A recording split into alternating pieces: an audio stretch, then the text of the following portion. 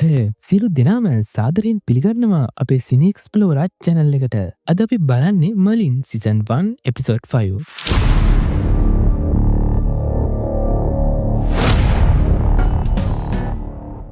හෝ ඉට කලින් වීඩියෝ එකට ලයිකයක් දාලා අපි යම් වීඩියෝ එකට අපේ මර්ලින් කැලේට ඇවිදින් හතු වගේක් කඩකඩා ඉන්නද්දි එයාගේ පැත්තට ලොකු කුරුල්ලෙක් පන්නගෙන එනවා. මර්ලින් මෙතෙන්දී මේ සතාව දැකලා බය වෙලා දුවද්දී වැටෙන නිසාත් මේ කුරුල්ලා මර්ලින්ගේ කතාව ඉවරයක් කරයි කියලා අපි හිතුවට මේ ළඟපතක හිටපු කොල්ලෙක් ඇවිදින් මුගේ අවධානය වෙනස් කරලා මේ සතාට පහර දුන්නත් මේ සතාට කෙසේ වෙතත් මේ කඩුව නම් කැලි වලට කැරිලා යනවා. එයින්ද දෙන්නම දුවලා ගිහින් බිමට වැටලා තිබ්බ ගහක් පිටිපස්සේ හැංගෙනවා. කුරුල්ලටත් මෙයාලා ගියේ කොහෙද කියලා හොයාගන්න බැරි නිසා උන් මෙතනින් යනවා. මම මරින් මමගේ ජීවිතේ බේරගත්තා තැන්ක් යු එකට. මම ලාන්ස්ලොට්ට මෙතනදී පොඩ්ඩක් තුවාල වෙලා නිසාත් මලින් මෙයාවත් එක්කගෙන කැමලෝට් වලට එනවා. මෙතින් දැන් මෙයාට මම ලාන්ස් කියලා කියන්නම්. තුවාලේ දරුණු එකක් නෙවෙයි නිසාත් ලාන්ස්ට ප්‍රශ්නයක් ඇති වෙන්නේ නැහැ. පහවදා උදේ මලින්ගේ කාමරේදී ලාන්ස් කියනවා මං පොඩි කාලේ ඉඳන් බලාපොරොත්තුව තමා කැමලෝට් වල නයිට් වරේක් වෙන එක. ඒ අතරිනුත් හොඳම නයිට් වරයා වෙන්න. ඔයාට ඒකට ඕනි තරම් සුදුසුකම් තියෙනවා. මං ඊයේ ඒක දැක්කනේ. ඒත් ඇයිවා නයිට් වරේක් වෙන්නම හදන්නේ? ලාන්ස් කියනවා පුංචි කාලෙදී උතුරු කරේ අය අපිට පහර දුන්නා. අම්මා තාත්තා එක්කම හැමෝම නැති වුණා. මං විතරයි ඉතුරු වුණේ. එදා ඉඳන් මං පුරුදු වුණා කැමලෝට් වල සටන් ශිල්ප අය ඒ විදියට කවදාවත් අසරණ නොවෙන්න. මලින් කියනවා ආත ඔයාගේ වැඩ දැකලා ඔයාට කැමති වෙයි. මං යා එක්ක කතා කරන්නම් කියලා. ඔයා ආතව දන්නවද? හපොයියෝ ආත මලින් එක්ක කතා කර එන ගමන් කියනවා මේ මාසේ නයිට් වරු වෙන්න හිටපු අය පරීක්ෂණය පාස් නෑ. මේ විදියට කැමලෝට් ආරක්ෂා කරන්න පුළුවන්ද? මලින් මන් උදව් කරන්නම් කිව්වම ආත කියනවා වා මලින් ඒකට කිසිම සුදුසුකමක් නෑ. ධෛර්යය ස්ථිරභාවය හැදියාව මෙලෝ දෙයක් නෑ. නෑ මන් නෙවෙයි වෙන කෙනෙක් ඉන්නවා. එයා මගේ ජීවිතේ බේරුවා. අත කියනවා එනම් මෙයාගේ ආරම්භයම එයා කාගෙන කියලා. එයා ඇත්තටම දක්ෂ භයානක කෙනෙක්. ඒ වුණාට මලින් කැමලෝට් වල පළවෙනි නීතියට අනුව හැදිලා පැලැන්තිය කෙනෙක්ට විතරයි නයිට් වරේක් වෙන්න පුළුවන්. මලින් කියනවා ඔව් එයා ලොකු පවුලක කෙනෙක් කියලා. එහෙනම් එයාට හෙට උදේම ග්‍රවුන්ඩ් එකට එන්න කියන්න. එයාගේ රදල පැලැන්තියේ හැඳින්වීමේ පත්‍රිකාවත් ගේන්න කියන්න. මලින් ලාන්ස්ට ඇවිදින් කියනවා ආත ඒකට කැමති වුණා කියලා. මලින් අහනවා ඔයා උසස් පවුලක කෙනෙක් නෙවෙයි නේද කියලා. ලාන්ස් ලැබුණු ආරංචියට සතුටු වෙන ගමන් කියනවා අපොයි නැහැ කියලා. එතකොට තමයි ගස් කියන්නේ කැමලෝට් වල පළවෙනි නීතිය. උසස් පවුලක කෙනෙක්ට විතරයි නයිට් වරේක් වෙන්න පුළුවන්. ඌ තමයි මේ නීතිය දැම්මේ. මොකද එයාට විශ්වාස කරන්න පුළුවන් ඒ වගේ නයිට් වරයන්ව විතරයි කියලා. මටත් කනගාටුයි ලාන්ස්. ලාස්ටත් මෙතනදී ගොඩක් අවුල් යනවා මේ දේ දැනගත්තට පස්සේ. ලාස් මලින් එක කියනවා මගේ ගමනේ අවසානයේ මේක වෙයි කියලා. මොනම අවදානමුණත් අරගෙන ඔයාට මං උදව් කරන්නම් කියලා මලින් කියනවා. සෝ ඉතින් මලින් මොකද කරන්නේ? රාජකීය පුස්තකාලයට ඇවිදින් එක එක ප්‍රදේශවල තියෙන පොඩි රාජධානි ගැන පොතක් අරගෙන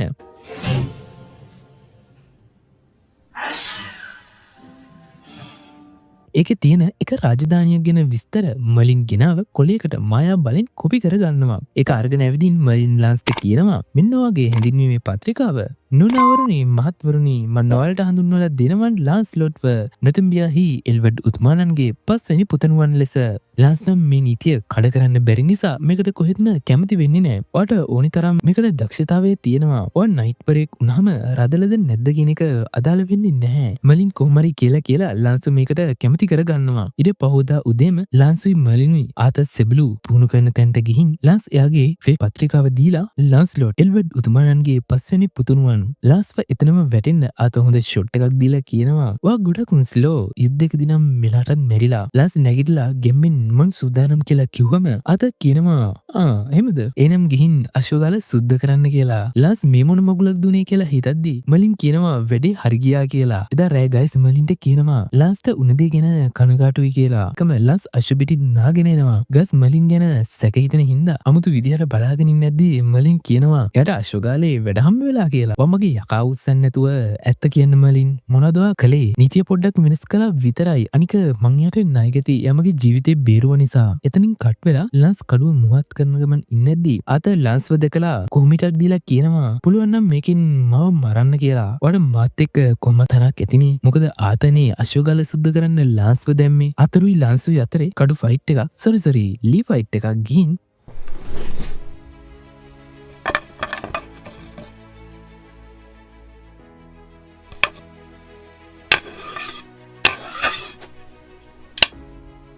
අවසානයේදී අත කියනවා හිතුවට වඩා ඔයා දක්ෂයි. ඔයාගේ මූලික පුහුණුවීම සම්පූර්ණයි කියලා. අත කොහොමද අමුදමුතු විදිහෙන්නේ පරීක්ෂණ සිද්ධ කරන්නේ. ඔය අතරේ නගරේ හදිසි සීනුව ගහන නිසා හැමෝම ඒ පැත්තට දුවගෙන යනවා. මේ වෙද්දී තුවාල වෙච්ච මිනිස්සු ගොඩ දෙනෙක්ව මර්ලිනුයි ගයිසුයි සෙබළු එක්ක එකතු වෙලා කැමලෝට් ඇතුළට ගන්නවා. ලස් මෙතනට ඇවිදින් අහනවා මොකක්ද මේ සිද්ධ වෙලා තියෙන්නේ කියලා. ගයිස් එතකොට කියනවා කටු තියෙන ලොකු සතෙක් ගමේ මිනිස්සුන්ට පහර දීලා කියලා. එතකොටම මර්ලිනුයි ලාසුයි මුන්ට මුන්න බලා ගන්නවා. මොකද මේ සතාමනේ මේ දෙන්න පහර දුන්න මලින් තාම ගයිස්ට මේ සිද්ධිය ගැන කියලා නැහැ. එතනින් කට් වෙලා අත සහ උත මේ සතා ගැන කතා කරද්දී අත කියනවා මු පියඹලා යන නිසා ඌ ඉන්න තැනක් හොයාගන්න විදිහක් නැහැ. උත කියනවා ඌව හොයන්න ඕනේ නැහැ. ඌ එන්නේ දකුණින් ඒ නිසා ඊළඟට එන්නේ කැමලෝට් වලට. ඒකට වගේ නයිට් වරුන්ව සූදානම් කරගන්න කියලා. එතනින් පස්සේ අත එයාගේ නයිට් වරුන්ට පොඩි මොටිවේෂන් එකකුත් දීලා මේ සතා ආවහම පාර දෙන්න සූදානමින් ඉන්න කියලා. ඒ නයිට් වරුන්ව පිටත් කරාට පස්සේ ලන්ස් ඇවිදින් අතගෙන් අහනවා මටත් සටන් කරන්න ඉන්න පුළුවන්ද කියලා. ඔයා තාම නයිට් වරෙක් නෙවෙයි. ඊට වගේ අන්තිම පරීක්ෂණය තියෙනවා. ඊට පහුවදා උදේම ලන්ස් අවසන් පරීක්ෂාව පටන් ගන්නවා. අත වගේම ලන්සු කරට කර සටන් කරලා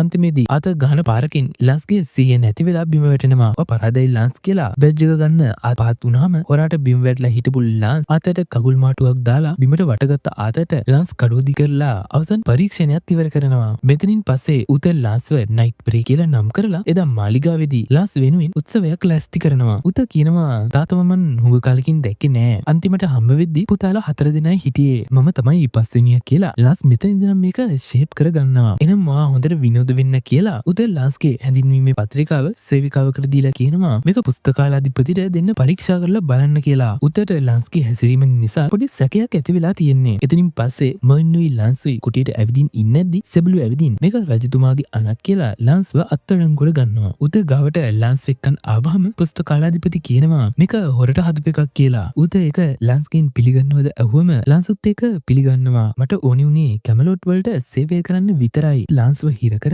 කැමලෝට් වල පළවෙනි නීතිය කැඩුවා කියලා. අත කියනවා එයා කරේ වැරද්දක් තමයි. එයාගෙන් කාටවත් හානියක් කරන්න හිටියේ නෑනේ කියලා. පළවෙනි නීතිය හැදලා තින්නෙම විශ්වාසය මතයි. මේ වගේ බොරු කියන කෙනෙක්ව ඔයාලට විශ්වාස කරන්න පුළුවන්ද? එදින් පස්සේ මලින් එනවා ඊරකිට ලාන්ස්ව බලන්න. මලින් කියනවා මේ දේ කරන්න ඔයාව පෙළඹෙන්නේ මමයි. ඔයාටම දොස් කියා ගන්න ඕනේ නෑ. මේ දේ මටයි ඕනේ උනේ. ඒ නිසා මම මේක විඳ ගන්නම්. එතින් මලින් ගස් ඉන්න තැනට ආවම ගස් මේ වෙද්දිත් අර සතා ගෙන හොයාගෙන මේ විලේම අර සතා ඇවිදින් කැමලෝට් වලට පහර දෙන්න පටන් ගන්නවා. අතයාගේ නයිට් වරු එක්ක මේ සතාට පහර දෙන්න හැදුවත් ඒක ඊතරම් ලේසි වෙන්නේ නෑ. ආතරුත් බය නැතුව මේ සතා ගාවට ගිහින් පහර දුන්නාත් මේ හෙල්ල කැඩලා යනවා මිසක් මේ සතාගේ මයිල් ගහකටවත් හානියක් වෙන්නේ නෑ. ආතට මේ සතා පහර දෙන්න හදද්දී සෙබළු අත ගාවට පන්දමක් දාන නිසා ඒකින් මේ වෙලාවේදී නම් මේ සතාව පන්න ගන්න පුළුවන් වෙනවා. එතනින් පස්සේ උත කියනවා මේ සතා කැමලෝට් වලට දැන් ලොකු කරදරයක්. ඒ නිසා ඉක්මනින්ම ඉවර කරන්න ඕනි කියලා. මෙතෙන්දි ගයිස් කියනවා මම මේ සතාගෙන හොයලා බැලුවා. මන් හිතන්නේ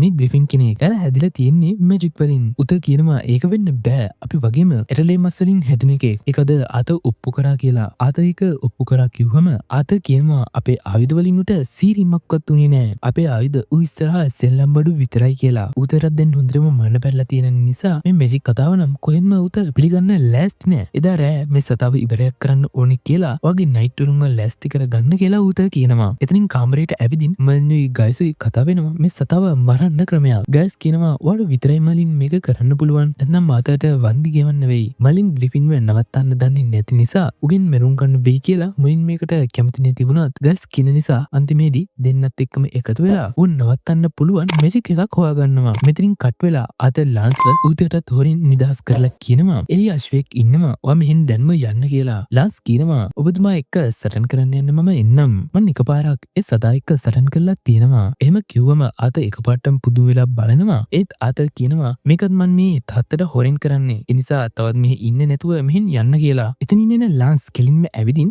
ග්වෙන්ගෙන් ඉල්ල ගන්නවා. අතව ආරක්ෂා කරන්න යන්න ඕනේ. ඒ නිසා හොඳ ආම ඒකුයි කඩුවකුයි හෙල්ලකුයි මට දෙන්න කියලා. ලාන්ස්ට මේ මඩු ටික දීලා ග්වෙන් ඉක්මනටම ඇවිදින් මලින්ට කියනවා ලාන්ස් අත එක්ක යන්න හදන්නේ කියලා. ග්වෙන් මෙතනට එද්දි මලින් අර මැජික් එක පුරුදු වෙන ගමන ඉන්නේ. ඒත් මලින්ට ඒ මැජික් එක තාමත් හරියට කරන්න බෑ. මලින් ලාන්ස් ඉන්න තැනට ඇවිත් ඇවිදින් ලාස් එක්කම ආතව හොයාගෙන යනවා. මෙයාලා යද්දි ග්‍රිෆින් මෙයාලට පහර දීලා නයිට්ටරු වගේම ආතරුත් එතන සීනතුව වැටලා ඉන්නේ. ඒත් එක්කම ග්‍රිෆින් ආපහු මේ දෙන්නට පහර දෙන්න එනවා.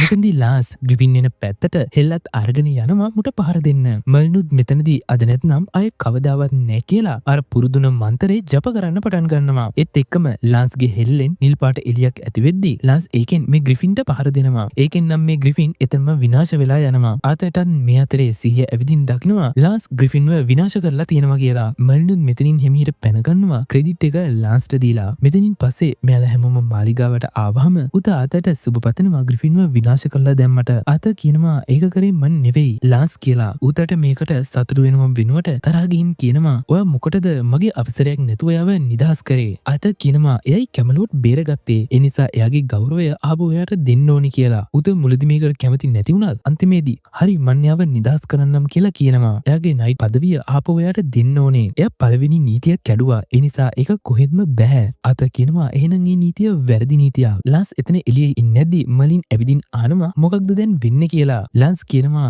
එයාලා මගේ දෛවය තීරණය කරනවා. ඔයා ග්‍රිෆින්ව මැරුව නිසා ඔයාට සමාව ලැබෙයි. එතකොට ලාස් මරින්වත් හොල්මන් වෙලා යන්නම කියනවා. ඌව මැරුවේ ඔයානේ මං දැක්කා ඔයා මතුරනවා. මර්ලිනුත් බය වෙලා කියාගන්න දෙයක් නැතුව ඉන්නේද්දි ලාස් කියනවා බය වෙන්න එපා. ඒක මං කාටවත් කියන්නේ නෑ. ඒක රහසක්ම වෙයි කියලා. එතෙන්දි ලාස් එකපාරටම දොරත් අරගෙන ගිහින් කියනවා ඔබතුමාලා දෙන්න මන් නිසා රණ්ඩු වෙන්න එපා. මං තීරණය කරා මෙහෙන් යන්න. ආයෙත් දවසක මට කැමලෝට් වලට සේවය කරන්න පුළුවන් කියලා ඔප්පු කරගන්න පුළුවන් වෙයි. ඔයා දැන්ටමත් ඒක ඔප්පු කරලා නිසා කොහෙන්ම යන්න ඕනි නෑ කියලා අත කියනවා. මම ආපහු අලුතින් මුලින්දන් පටන් අරගෙන සුසුගම් හදාගෙන එන්නම් කියලා ලාස් මෙතනින් යනවා. අන්තිමේදී ලාස් මේ මාලිගාවෙන් යන එක මර්ලිනුයි ගයිසුයි බලාගෙන ඉන්නේද්දි මේ එපිසෝඩ් එකත් ඉවර වෙනවා. එහෙනම් යන්න කලින් channel එකත් subscribe කරලා වීඩියෝ එකට like එකකුත් දාගෙන යන්න. ඊළඟ එපිසෝඩ් එකෙන් හමු වෙනකන් සුබ දවසක්.